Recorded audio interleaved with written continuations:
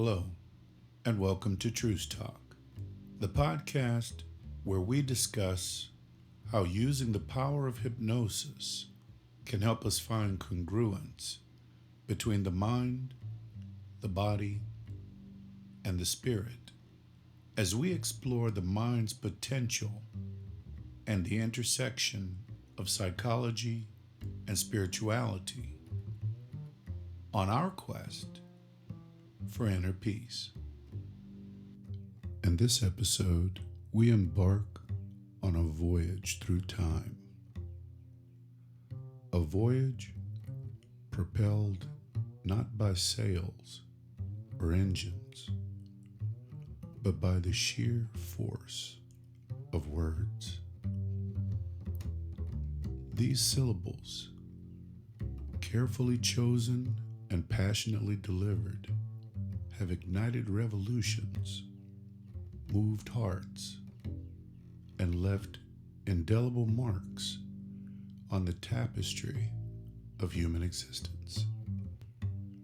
So, fasten your mental seatbelts, for we are about to explore how mere breaths, crafted into sentences, have shaped nations, altered destinies, and echoed across centuries.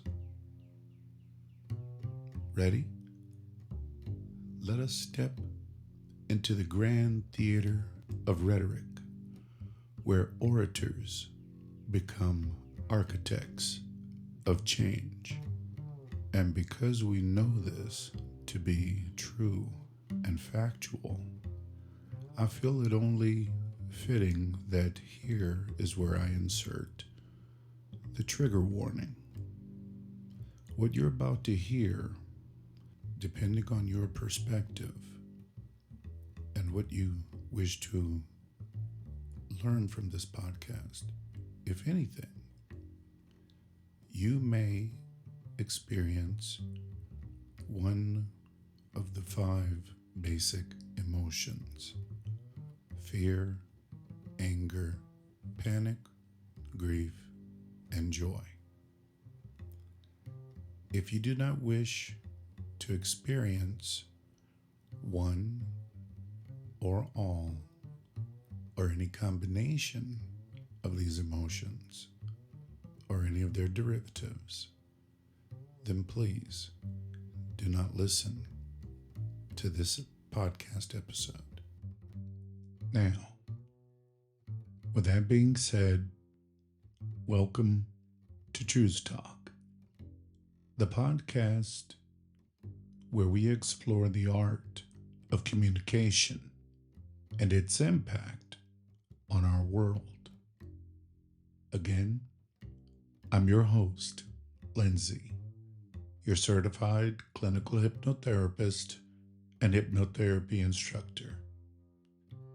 And in this episode, we're diving into the fascinating realms of Jeremiads and hypnotic language patterns, where we'll uncover how these powerful rhetorical tools have shaped history and continue to influence us today.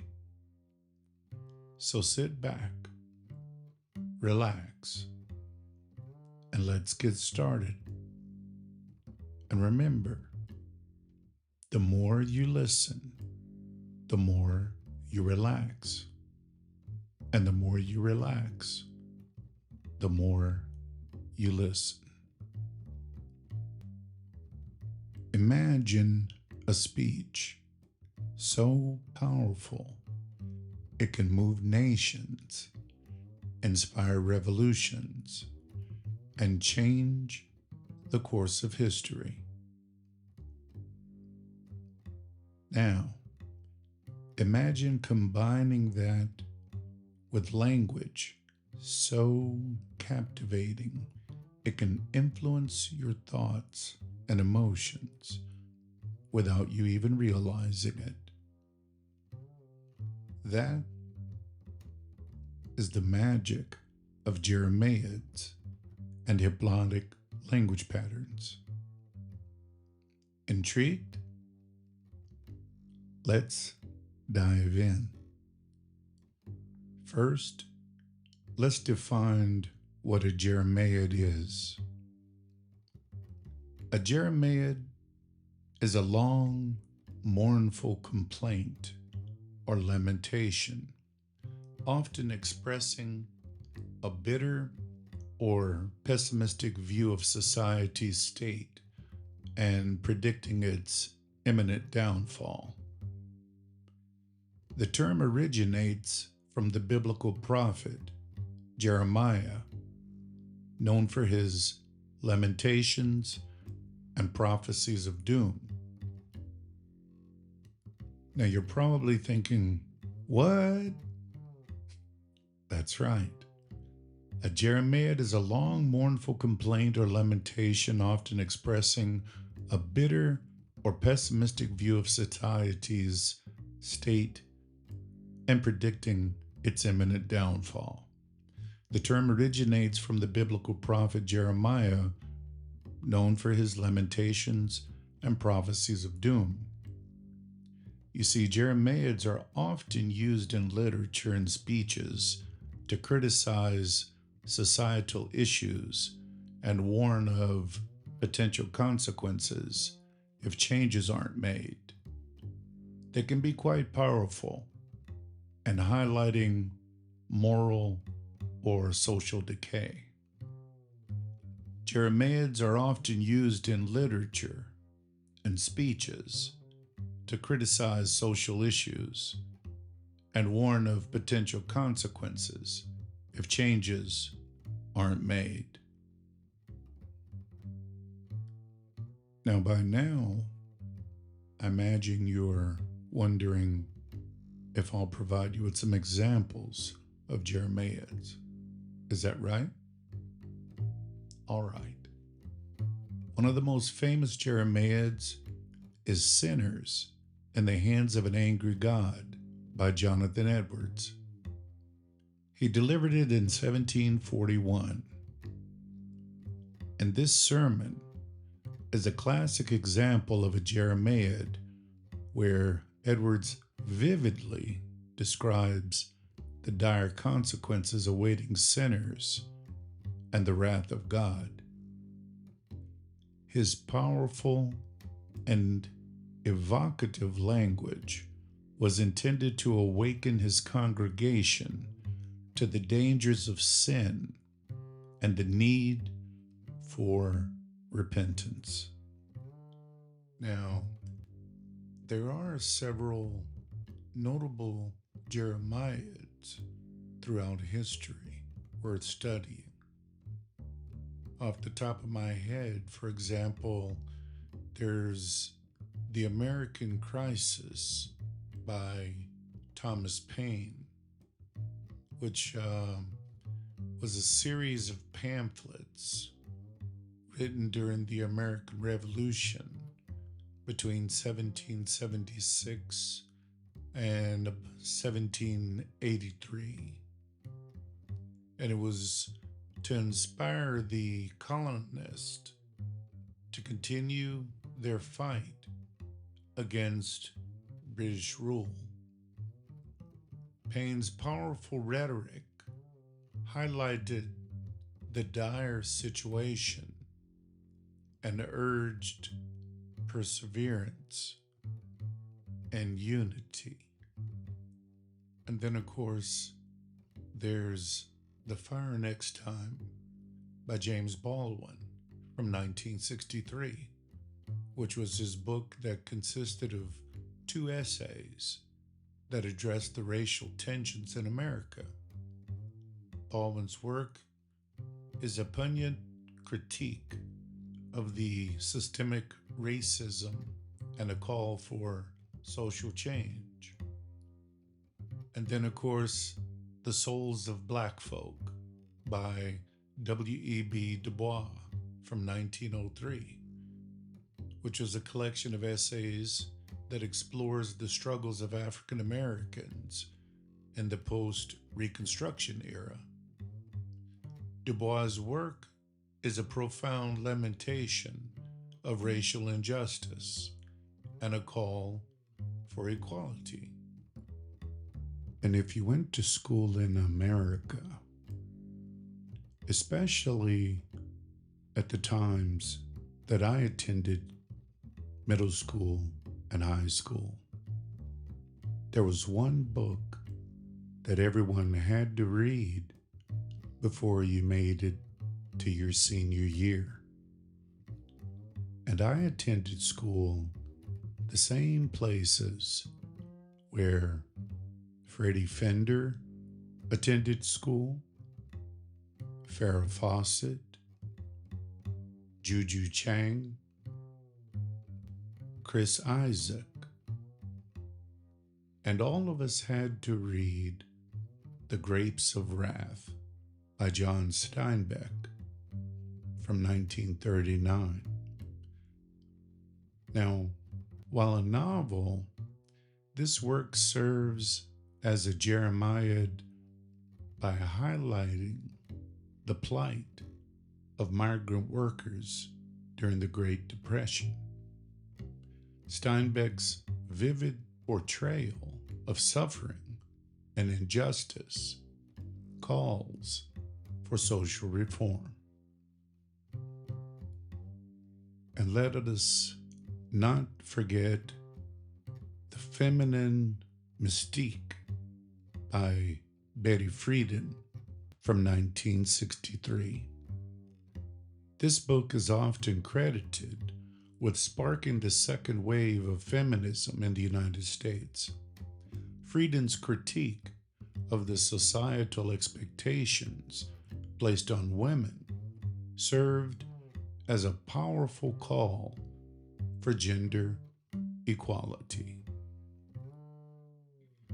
These works not only provide a deep critique of societal issues, but also offer insights into the historical context in which they were written. Now, here we are in the 21st century. Jeremiads continue to be a powerful rhetorical tool. Politicians, activists, authors, religious leaders, and journalists use them to address contemporary issues.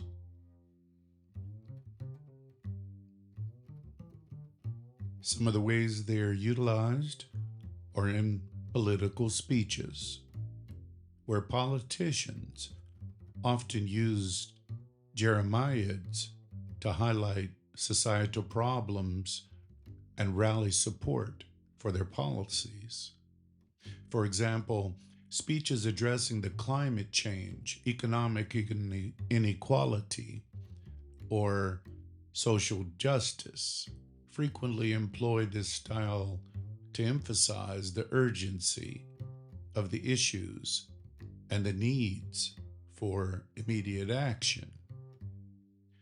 For example, President Biden's speech on climate change. He said, "Climate change is literally an existential threat to our nation and to the world." We see here in America, in red states and blue states, extreme weather events costing $145 billion in damages in just last year. We have to act. We can't be complacent. We have to keep going. Next, they use it in activism and social movements. You see, activists use Jeremiads to draw attention to injustices and mobilize people for change. Movements like Black Lives Matter, environmental activism, and gender equality campaigns often feature speeches and writings that lament current conditions and call for reform. For example, Greta Thunberg's speech at the UN Climate Action Summit. She said, "You have stolen my dreams and my childhood with your empty words. People are suffering. People are dying. Entire ecosystems are collapsing. We are in the beginning of a mass extinction, and all you can talk about is money and fairy tales of eternal economic growth. How dare you?" But had the aforementioned individuals stuck true to the initial principles set forth by the giants of history, they would have had better results in the overall outcome of their careers. And as we blow the dust off of this next set of reel-to-reels and you listen in, you'll understand where they got the basic idea. A deep snow was on the ground in Washington. The sun was dazzling as it shone on the steps of the U.S. Capitol on January 20th, 1961, when Chief Justice Earl Warren administered the oath of office to the 35th President of the United States. You, John Fitzgerald Kennedy, do solemnly swear I, John Fitzgerald Kennedy, do solemnly swear that you will faithfully execute the office of President of the United States that I will faithfully execute the office of President of the United States and will, to the best of your ability, and will, to the best of my ability, preserve, protect, and defend the Constitution of the United States. preserve, protect, and defend the Constitution of the United States. So help you God. So help me God. From the very beginning, the most widely discussed feature of Kennedy's campaign was the fact that he was a Catholic. Only one other Catholic, Al Smith, had ever been nominated for president, and Smith had been roundly defeated. Kennedy refused to accept the proposition that a Catholic could not become president.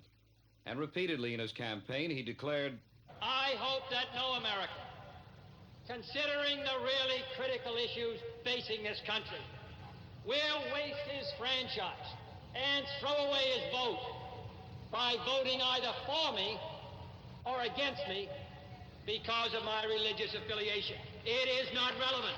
I am saying to you that my decisions on every public policy will be my own as an American, as a Democrat, and as a free man.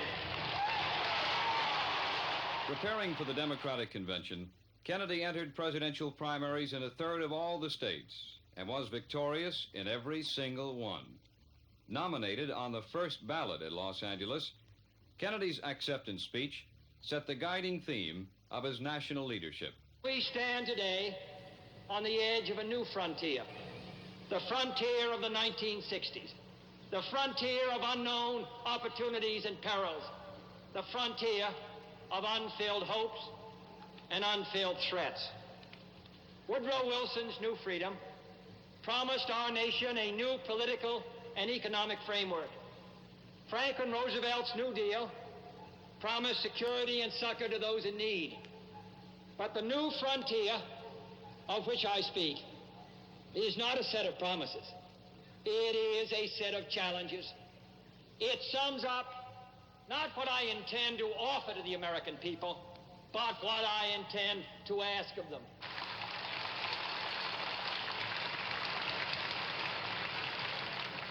It appeals to our pride, not our security.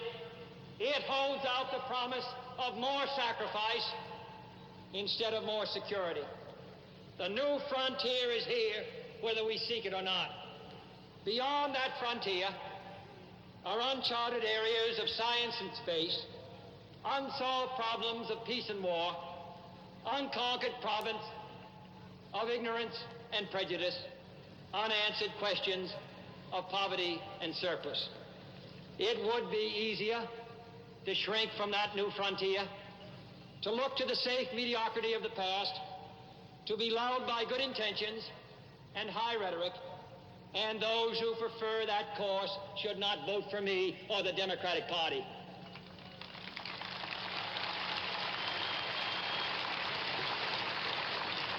But I believe that the times require imagination and courage and perseverance.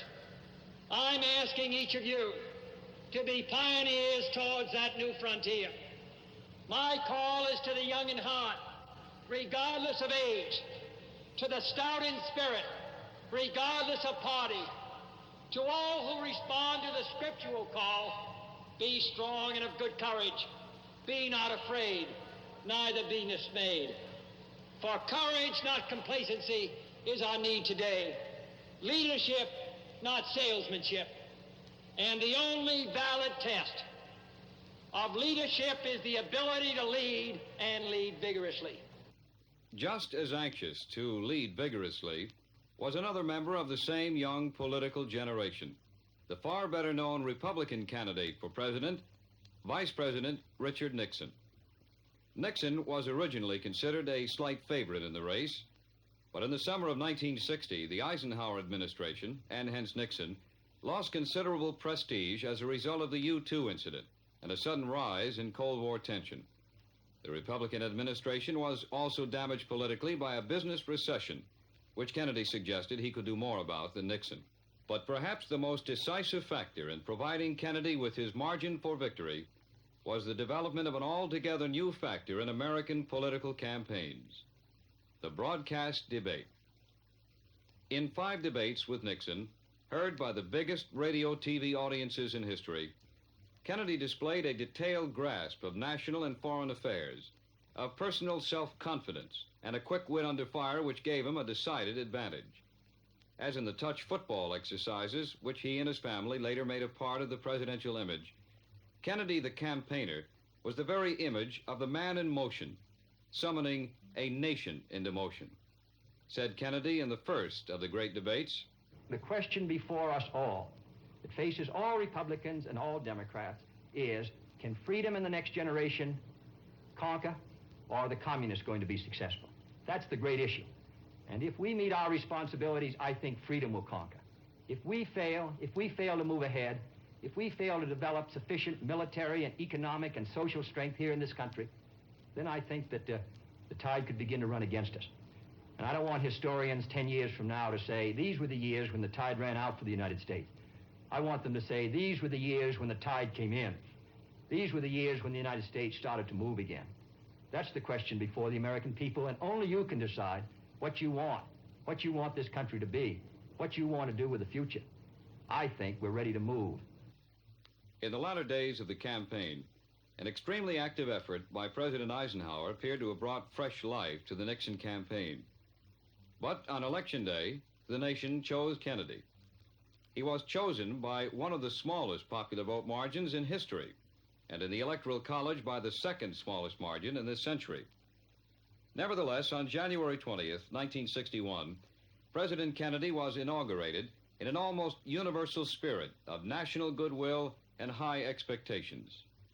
This was the occasion for perhaps the most inspiring and best remembered of all the speeches of John F. Kennedy. Here in its entirety, the inaugural address. We observe today not a victory of party, but a celebration of freedom, symbolizing an end as well as a beginning, signifying renewal as well as change. For I have sworn before you and Almighty God the same solemn oath our forebears prescribed nearly a century and 3/4 ago.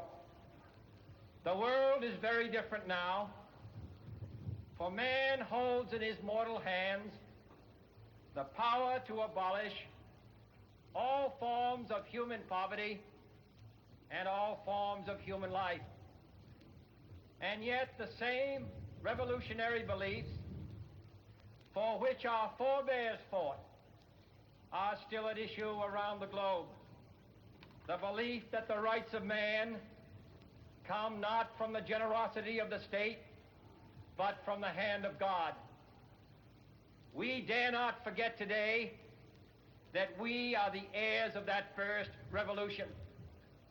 Let the word go forth from this time and place to friend and foe alike that the torch has been passed to a new generation of Americans born in this century, tempered by war, disciplined by a hard and bitter peace, proud of our ancient heritage, and unwilling to witness or permit the slow undoing of those human rights to which this nation has always been committed and to which we are committed today at home and around the world.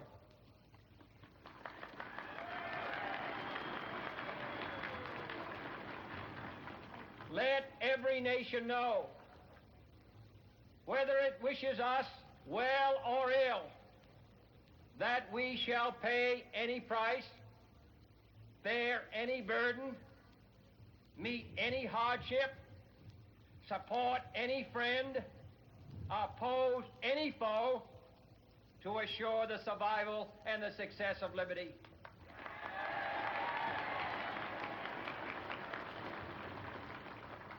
This much we pledge and more.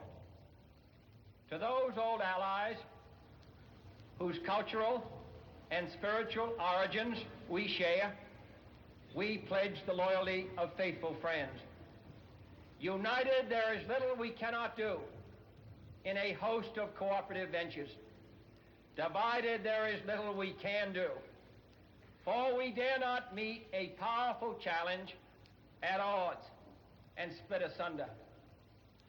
To those new states whom we welcome to the ranks of the free, we pledge our word that one form of colonial control shall not have passed away merely to be replaced by a far more iron tyranny.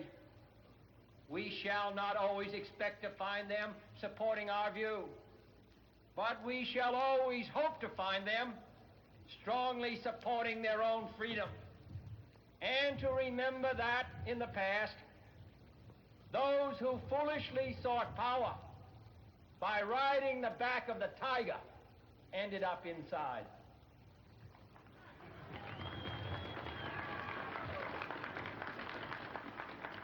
To those people in the huts and villages of half the globe struggling to break the bonds of mass misery, we pledge our best efforts to help them help themselves for whatever period is required, not because the communists may be doing it, not because we seek their votes, but because it is right. If a free society cannot help the many who are poor, it cannot save the few who are rich.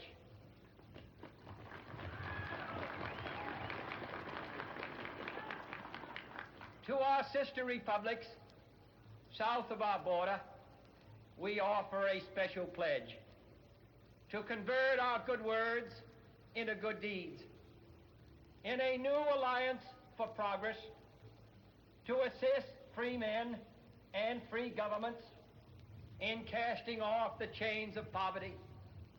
But this peaceful revolution of hope cannot become the prey of hostile powers. Let all our neighbors know that we shall join with them to oppose aggression or subversion anywhere in the Americas. And let every other power know that this hemisphere intends to remain the master of its own house.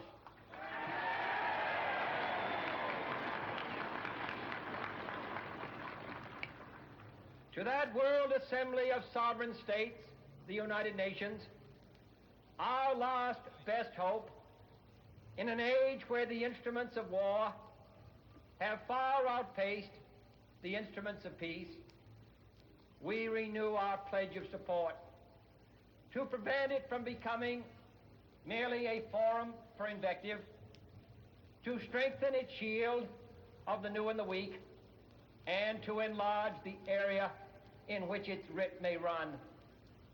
Finally, to those nations who would make themselves our adversary, we offer not a pledge, but a request that both sides begin anew the quest for peace. Before the dark powers of destruction, unleashed by science, engulf all humanity in planned or accidental self-destruction. We dare not tempt them with weakness, for only when our arms are sufficient beyond doubt can we be certain beyond doubt that they will never be employed.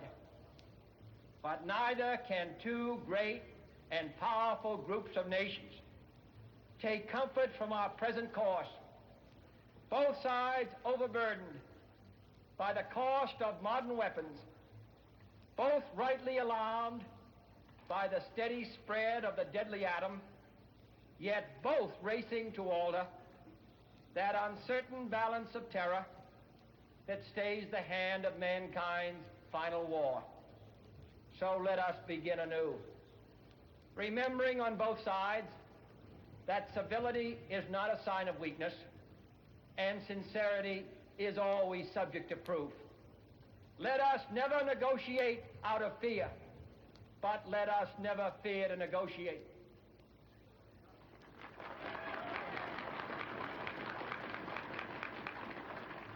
Let both sides explore what problems unite us, instead of belaboring those problems which divide us. Let both sides, for the first time, formulate serious and precise proposals for the inspection and control of arms, and bring the absolute power to destroy other nations under the absolute control of all nations.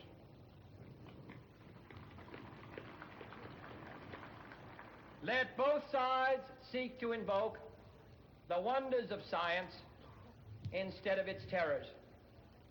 Together, let us explore the stars, conquer the deserts, eradicate disease, tap the ocean depths, and encourage the arts and commerce. Let both sides unite to heed in all corners of the earth the command of Isaiah to undo the heavy burdens and let the oppressed go free.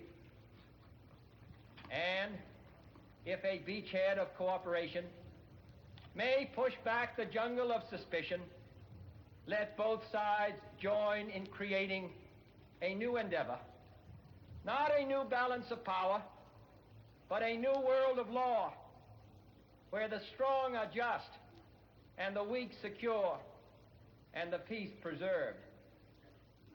All this will not be finished in the first 100 days, nor will it be finished in the first 1,000 days, nor in the life of this administration, nor even perhaps in our lifetime on this planet. But let us begin.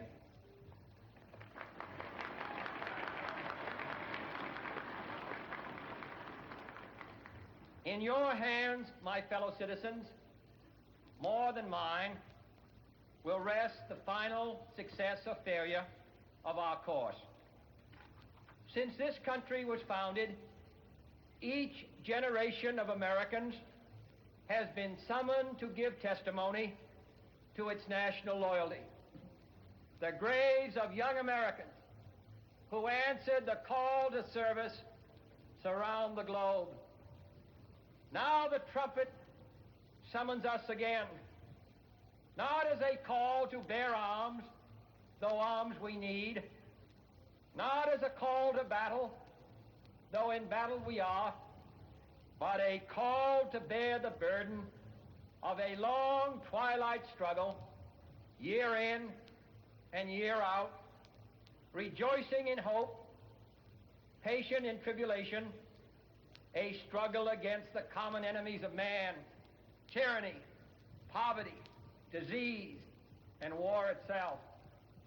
Can we forge against these enemies a grand and global alliance, north and south, east and west, that can assure a more fruitful life for all mankind. Will you join in that historic effort?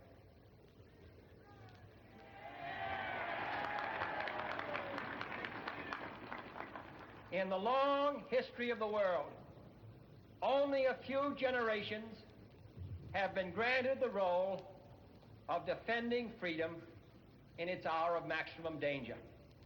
I do not shrink from this responsibility. I welcome it.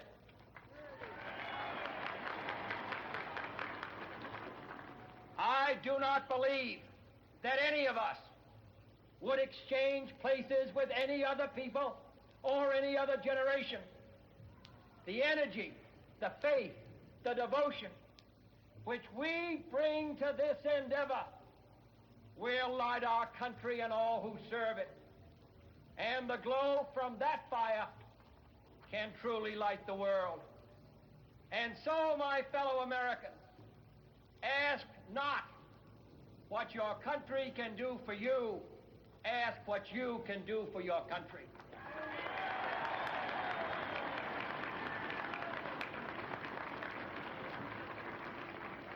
My fellow citizens of the world, ask not what America will do for you, but what together we can do for the freedom of man.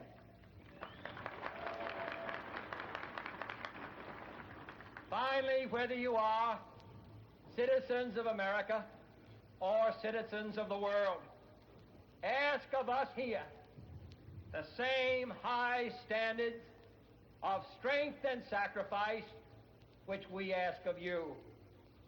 With a good conscience, our only sure reward, with history the final judge of our deeds, let us go forth to lead the land we love, asking his blessing and his help, but knowing that here on earth, God's work must truly be our own.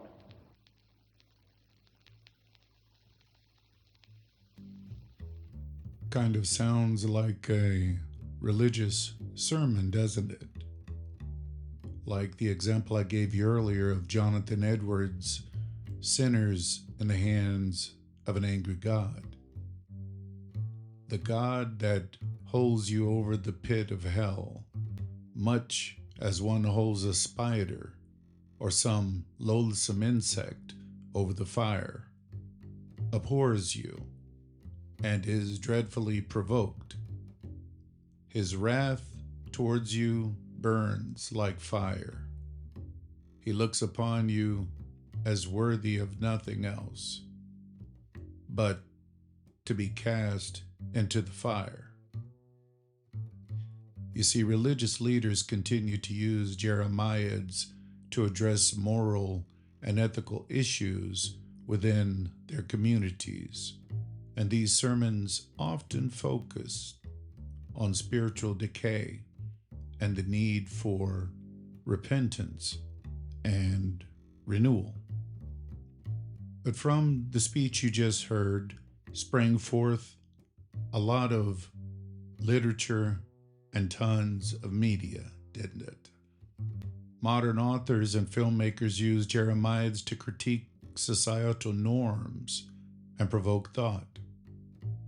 Dystopian novels and films such as The Hunger Games or Black Mirror often serve as Jeremiads by depicting grim futures that warn against current trends. You may remember George Orwell's 1984. War is peace. Freedom is slavery. Ignorance is strength. Orwell's dystopian novel serves as a Jeremiad by warning against totalitarianism and the loss of individual freedoms. But that also gives way to the use of Jeremiads in public commentary, such as an editorial on climate change. Our planet is on the brink of a climate catastrophe. The ice caps are melting. sea levels are rising, and extreme weather events are becoming more frequent. If we do not take immediate and drastic action, we will face unprecedented environmental, economic, and social upheaval. Journalists and commentators use Jeremiads in opinion pieces and editorials to critique government policies, corporate practices, and cultural trends. You see, these writings aim to raise awareness and inspire public discourse and action. Jeremiads in the 21st century are adapted to address the unique challenges of our time, but they retain their core purpose: to lament societal issues and call for change. They remain a potent mean of influencing public opinion and inspiring action. These examples I've given you illustrate how Jeremiads are used to highlight urgent issues and call for action across different domains, so that you can be aware of why you may suddenly start behaving or thinking in a certain way after listening to someone who speaks using Jeremiads to deliver their message.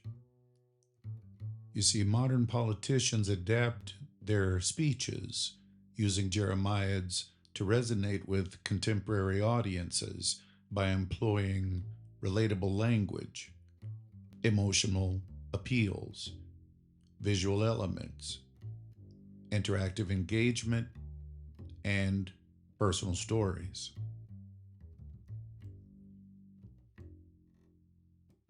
The most memorable way that you may recall this being done, if you lived in the United States or stay attuned to the world news, is by balancing urgency with hope. You see, balancing urgency with hope is crucial in effective communication. Politicians like Barack Obama and John F. Kennedy were masters at this, because they acknowledged the problem, highlighted progress and potential solutions, inspired collective action, shared success stories, and offered a hopeful vision for the future. Now, fast forwarding, you can see that modern day politicians have adapted their speeches even further using Jeremiads to resonate with contemporary audiences by employing a few key strategies, such as in the relatable language and examples, they use everyday language and relatable examples to make their messages more accessible. They often reference current events, popular culture, and common experiences to connect with their audiences. For example, you may have heard, "Our planet is on fire. Just look at the wildfires in California and Australia. We can't ignore the signs any longer," which leads us to emotional appeals. They tap into the emotions of their audience using fear, hope, and urgency to drive their points home. This helps them to create a sense of immediacy and personal investment in the issues being discussed. For example, you may have heard, "Imagine a future where our children can't breathe clean air or drink safe water." This is the reality we face if we don't act now.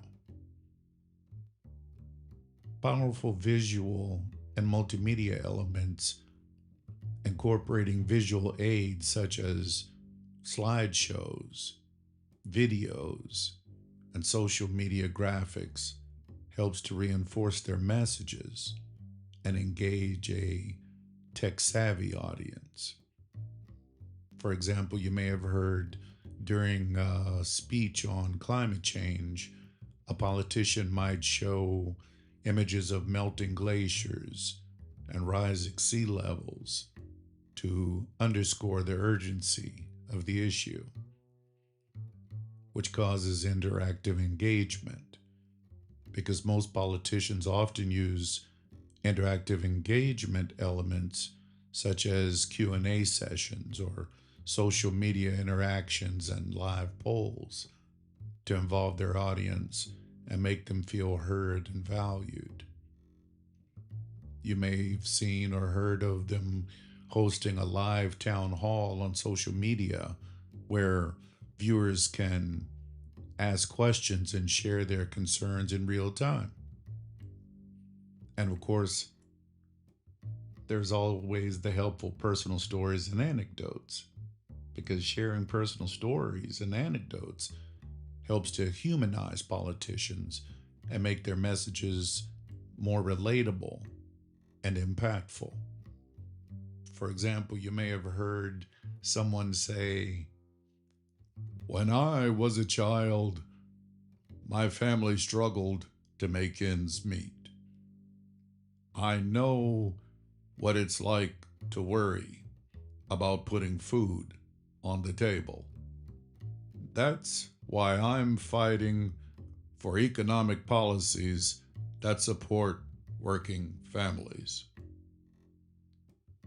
You see, by adapting these strategies, politicians can effectively use Jeremiads to highlight societal issues and inspire action among modern audiences.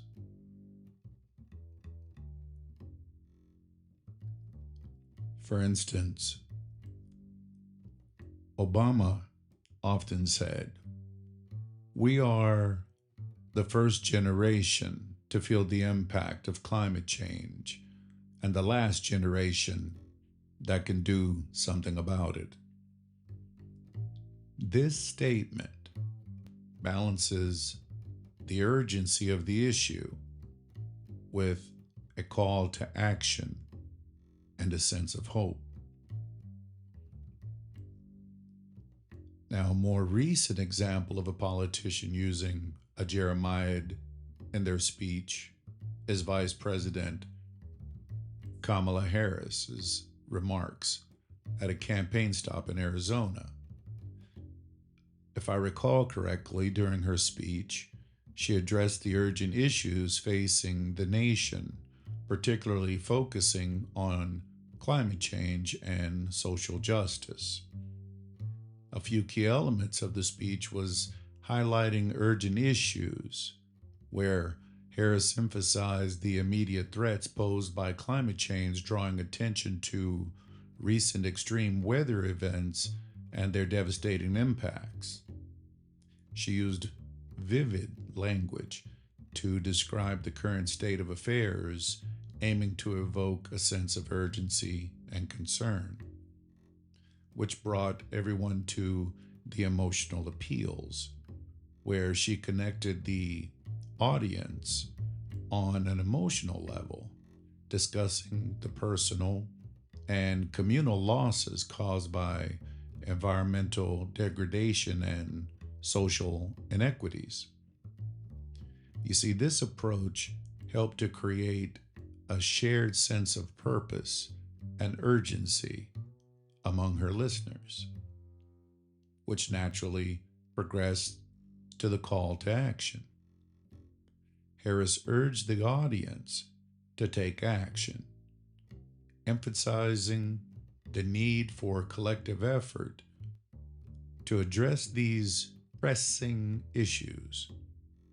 She framed the fight against climate change and social injustice as a moral imperative, calling on individuals to contribute to the solution.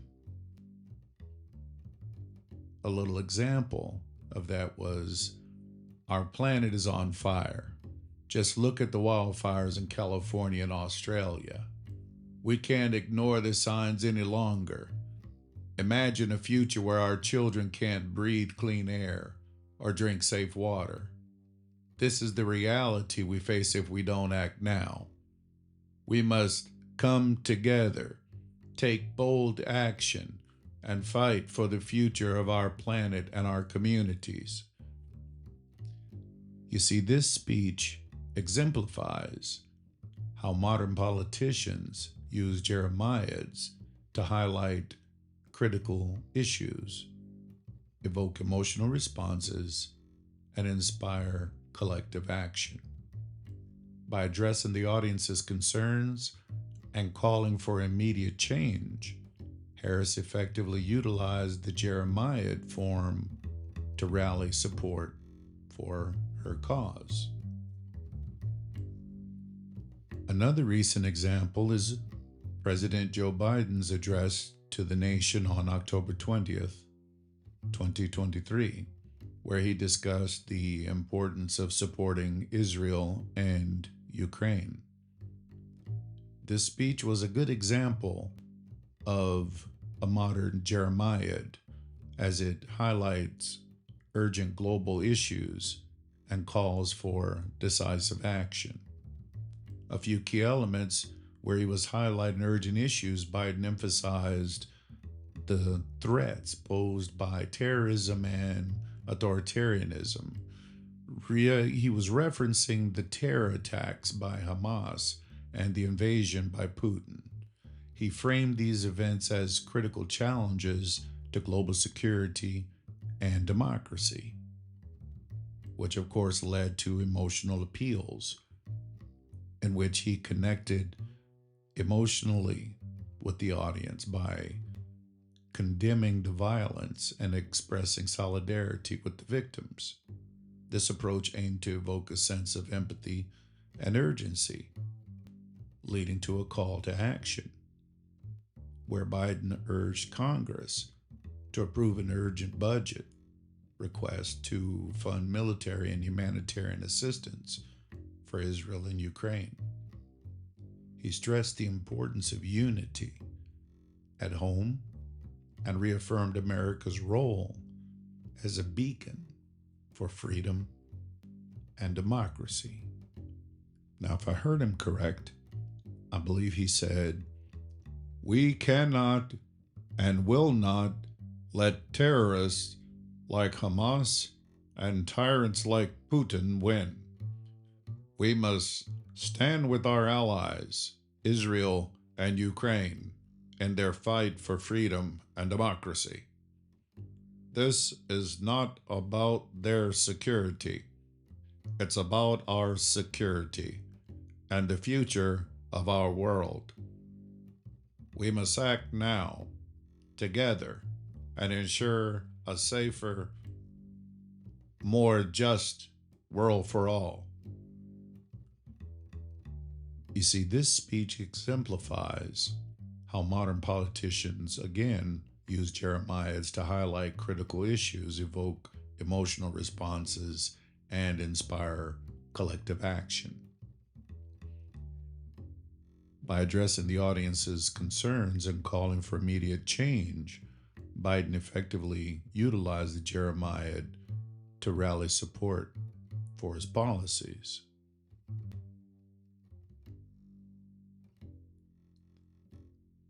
A more notable recent speech is by Alexandria Ocasio-Cortez, or I believe sometimes she's referred to as AOC, during her interview on Face the Nation on September 24th, 2023.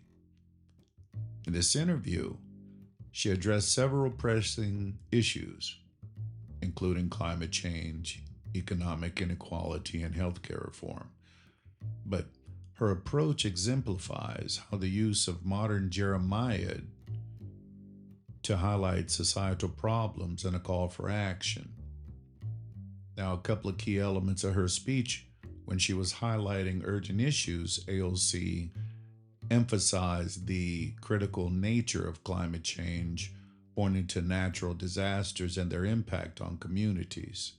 She also discussed the widening economic gap and the need for comprehensive healthcare reform. And then that brought everyone to her emotional appeal section, which is where she connected emotionally with the audiences by sharing personal stories and experiences of individuals affected by these issues. This approach aimed to evoke empathy and a sense of urgency, which naturally brings her to her call to action. You see, AOC urged policymakers and the public to take immediate and decisive action to address these challenges. She emphasized the importance of grassroots movements and collective efforts to bring about change. And if I heard it correctly, she said, "We are facing a climate crisis that threatens our very existence. The recent hurricanes and wildfires are just a glimpse of what lies ahead if we don't act now. We must invest in green infrastructure, support renewable energy, and ensure that our policies reflect the urgency of this moment. This is not just about the environment, it's about justice and equality for all." Now, of course, I didn't get the voice right, but you get the idea. This speech showcases how modern politicians use Jeremiads to highlight critical issues, evoke emotional responses, and inspire collective action. By addressing the audience concerns and, again, calling for immediate change, AOC effectively utilized the Jeremiad form to rally support for her causes. Now, to keep from sounding like I'm preaching a sermon, I want to thank you for joining me on this journey through the power of Jeremiads and hypnotic language patterns, Part 1. I hope you found this exploration as fascinating as I did. Remember, the words we choose can shape our world and inspire change. If you enjoyed this episode of TRUCETALK, please subscribe, leave a review, and share it with your friends. Until next time, keep exploring the power of hypnosis and the power of words. I'm Lindsay, your certified clinical hypnotherapist and hypnotherapy instructor. And this has been TRUCETALK Hypnosis on Jeremiads and hypnotic language patterns. See you next time. You can find us on www.trucetalk.com or www.coastalcounselingdestin.com or on Psychology Today under Coastal Counseling, Psychotherapy, and Clinical Hypnotherapy Center.